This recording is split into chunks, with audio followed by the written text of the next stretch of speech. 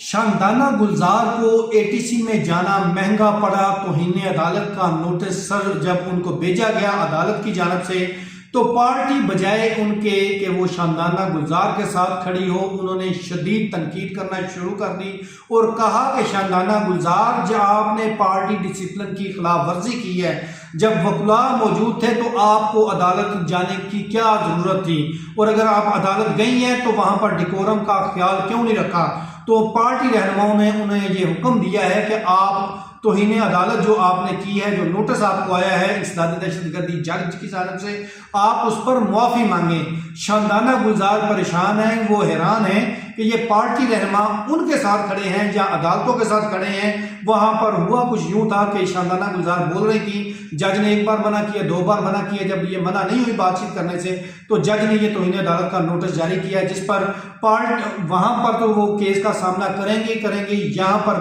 Party के अंदर भी वो इस चीज़ का सामना कर रही हैं जो डिसिप्लिन की खिलाफ वर्जी का उनको मुर्तकब करार दिया गया है।